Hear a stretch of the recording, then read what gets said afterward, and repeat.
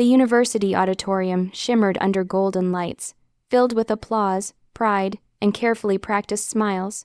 Banners celebrating success stories hung high, reminding everyone that this place rewarded winners.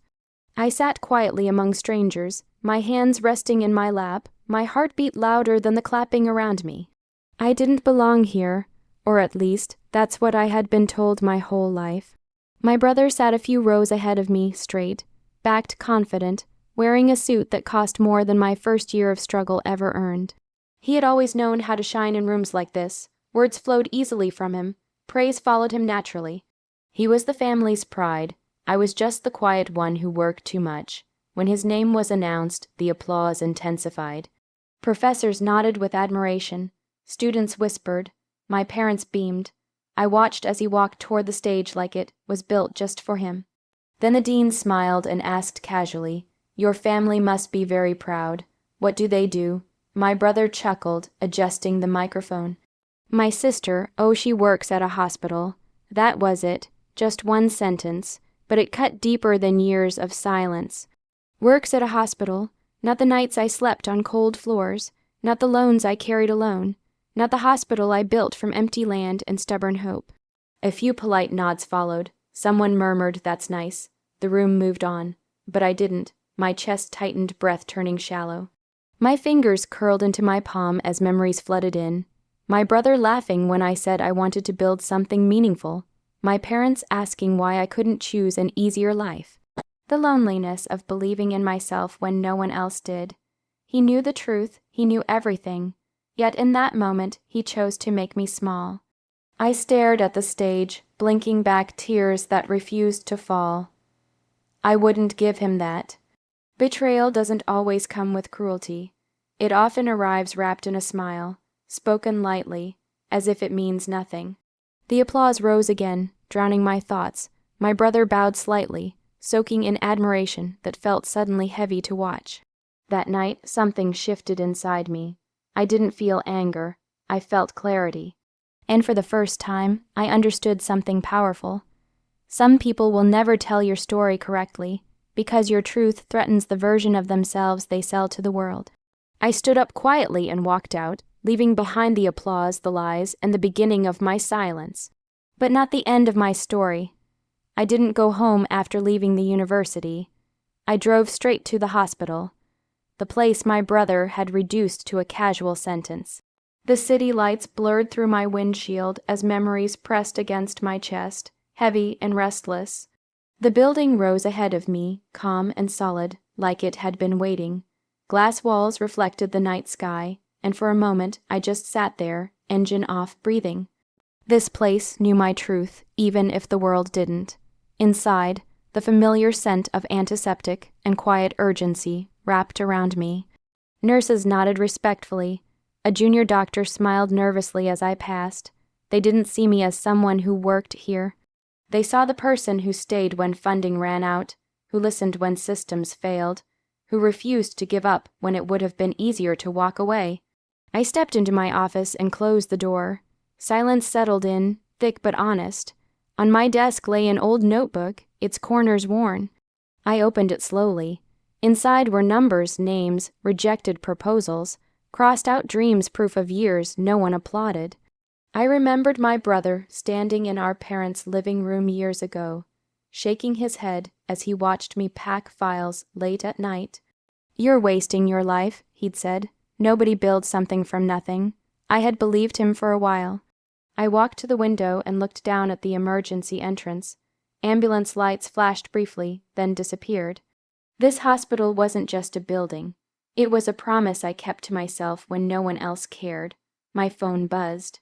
A message from my brother. "Why did you leave? You should have stayed. Everyone was asking about you." I stared at the screen, my thumb hovering. I typed, deleted, and finally locked the phone without replying. Some truths don't need defending. They need timing. I turned back to my desk and pulled out a thin, sealed folder I'd kept hidden beneath paperwork. The university's logo stared back at me. Weeks ago, the dean had visited quietly, unaware of the connection between my last name and the man he praised on stage. They needed help. Research funding was collapsing. Students were losing opportunities, and I had the power to change that. Not out of anger, out of balance, I slid the folder open and reread the final page. The number sat there, calm and undeniable. $8 million. I closed the folder gently, feeling something settle inside me. Not revenge, not pride, but certainty. I didn't need to correct my brother's words. The truth would introduce itself. And when it did, it wouldn't whisper. The university auditorium filled again, but this time the energy felt different, restless, curious, alive.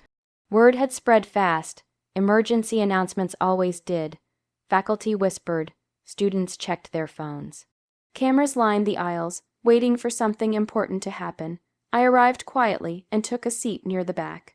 My brother stood near the front, straightening his tie, excitement flickering across his face. He thrived in moments like this, moments where opportunity hovered in the air, and recognition felt close enough to touch. He didn't see me, or maybe he didn't expect to. The dean stepped onto the stage, his voice steady, but his smile strained with anticipation. "Thank you all for coming on such short notice," he began. "Today, we are honored to announce the largest private donation in this university's history." The room stilled. $8 million. The dean said clearly, letting the number sink in. Gasps rippled through the crowd. My brother's eyes widened. He began clapping instantly, as if the money itself belonged to him. "This donation will fund medical research, provide scholarships, and begin construction on a new teaching hospital," the dean continued. "Our donor wished to remain anonymous until today." He paused, every camera lifted. I felt the weight of that pause settle into my bones. Years of silence pressed against my ribs, then slowly released. I stood. The sound of my heels echoed as I walked down the aisle. Heads turned, whispers spread like sparks. My brother's smile faded as recognition crept across his face. Confusion first, then disbelief. The dean stepped aside. "Please welcome," he said, voice strong, "Dr. Ayesha Malik, founder and CEO of Malik Healthcare Network." Silence crashed through the room. My brother didn't clap. I stepped up to the microphone, calm in a way that surprised even me. The lights were bright, but they didn't blind me. I had lived in darker places. I was introduced here recently as someone who works at a hospital. I said softly. A few uncomfortable laughs rippled through the audience. My brother's jaw tightened. I never corrected it. I continued. Because titles don't matter as much as impact. I looked around the room, then back at him, just for a second.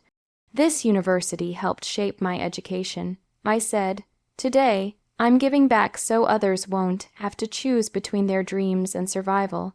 Applause erupted, loud and unstoppable. My brother stared at the floor, and for the first time in my life, the truth stood taller than every lie ever told about me. The applause followed me long after I stepped off the stage. It echoed in hallways, in conversations, in the way people suddenly looked at me. Not with curiosity, but with understanding. I didn't chase it. I had spent too many years building things without witnesses to start needing them now. Outside the auditorium, my parents stood frozen. My mother's eyes were wet, her hands trembling as she reached for mine. "Why didn't you tell us?" she whispered. I smiled gently. I tried. "You just didn't hear me yet." My father nodded slowly, regret lining his face. That moment, quiet, honest, felt heavier than any apology spoken on stage. My brother approached last. The crowd thinned, leaving space for truths that didn't need an audience. His confidence was gone, replaced by something raw and uncertain. "I didn't know they'd make such a big deal out of it," he said, avoiding my eyes. "I didn't mean to make you sound small." I met his gaze calmly. "You didn't make me small. You revealed how you see me. The words weren't sharp. They didn't need to be." Sweet revenge doesn't raise its voice. It lets reality do the work. Weeks later, the university announced the Malik Medical Research Wing.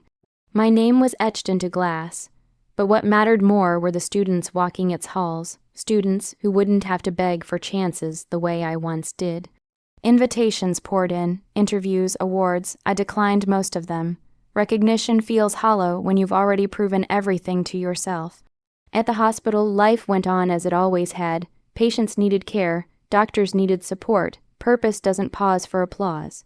One evening, my brother visited the hospital for the first time, not as a guest of honor, but as himself. He stood quietly in the lobby, reading the plaque that listed my name. When I joined him, he exhaled slowly. "I was wrong," he said, "about you, about everything." I nodded.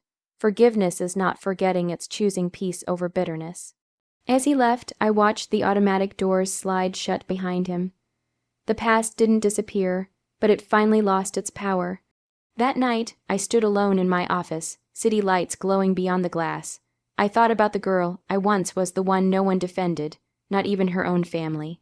She would be proud, because the greatest revenge isn't humiliation or anger. It's becoming so complete, so undeniable, that the truth introduces itself and never needs explaining again.